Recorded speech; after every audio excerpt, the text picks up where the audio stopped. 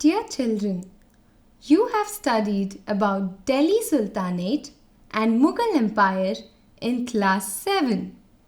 You have also studied about the rise and fall of various kingdoms that existed before the establishment of the Mughal Empire.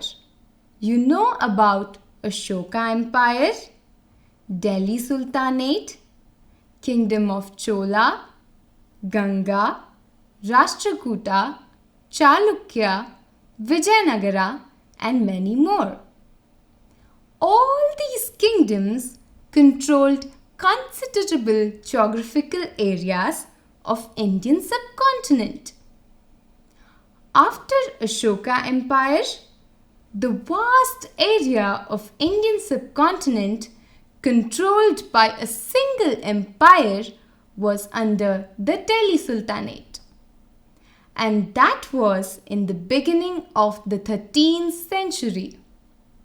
Mughal Empire was the second largest empire established in the Indian subcontinent before the coming of the British. Do you remember the names of powerful Mughal rulers? Yes, Babur, Humayun, Akbar, Jahangir, Shah Jahan, and Aurangzeb were powerful Mughal rulers.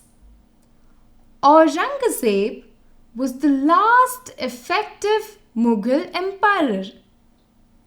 He established control over a very large part of Indian subcontinent.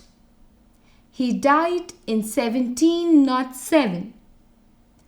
After his death, there was no powerful Mughal ruler. Many Mughal governors or subedars asserted their authority and established different regional kingdoms. The decline of Mughal Empire led to the emergence of a number of independent and semi-independent political powers such as Bengal, Awadh, Rohilkhand, Bharatpur, Hyderabad, Mysore, Marathas, Rajputs, and Punjabs and Sikhs. With the emergence of these powerful regional kingdoms in 18th century, Delhi could no longer function as an effective center. However, by the second half of 18th century, a new political power emerged in India, and that was none other than the British. Do you know that the British originally came to India as a small trading company, and they were reluctant to acquire territories? Then, how did they become the masters of a vast empire? As you know, the British were not the first Europeans who came to India for trade. India's trade relations with Europe go back to the ancient days of the Greeks. Trade between Europe and India and Southeast Asia was carried on along several routes. The trade link between Europe and Asia was mostly maintained through the Arab merchants and sailors. The goods from Asia to Europe passed through many states and many hands.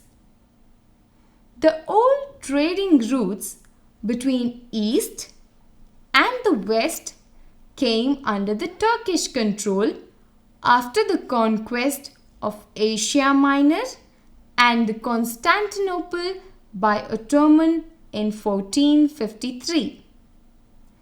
The merchants of Venice and Genoa monopolized the trade between Europe and Asia.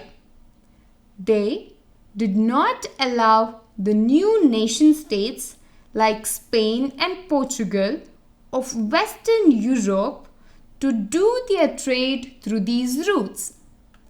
Therefore, the Western European states and merchants began to search for a new and safer sea route to India and the Spice Islands in Indonesia. They thought that these new routes would help them to break the Arab and Venetian trade monopoly. It would help them to bypass the Turkish hostility and also to open direct trade relation with the East. The first steps were taken by Portugal and Spain. In 1494, the Columbus of Spain set out to reach India and discovered America instead. In 1498, Vasco da Gama of Portugal discovered a new sea route from Europe to India. He sailed around Africa via Cape of Good Hope and reached Calicut. It is through this new sea route the European trading companies reached India. When the British East India Company arrived in India in 1608, the Portuguese already had the monopoly in the highly profitable trade with the East. In India, the Portuguese established their trading settlement in Cochin, Goa, Daman and Diu. By the early 17th century, the Dutch too were exploring the possibilities of trade with India and Southeast Asian countries. Soon the French traders also came on the scene. The problem was that all the European companies were interested in buying the same things. The fine quality of cotton and silk produced in India had a great market in Europe. Pepper, cloves, cardamom and cinnamon also were in great demand. Competition among the European companies inevitably pushed up the prices of all these goods. This reduced the profits of the European traders. The only way the trading companies could flourish was by eliminating rival competitors. The urge to secure markets and maximize profits led to fierce battle between these European companies. Through the 17th and 18th centuries, they regularly sank each other's ships, blocked routes, and prevented rival ships from moving with goods. Trade was carried on with arms and trading ports protected through fortification. This effort to fortify settlements and carry on profitable trade also led to intense conflict with local rulers.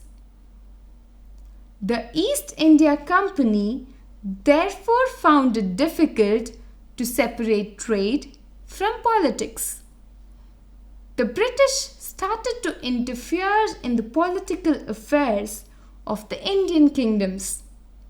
It gradually occupied the territories one after another and ultimately established supremacy over the entire Indian subcontinent. How did this happen?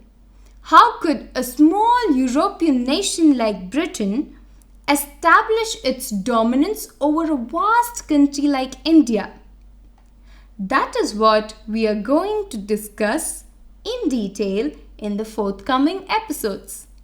Thank you.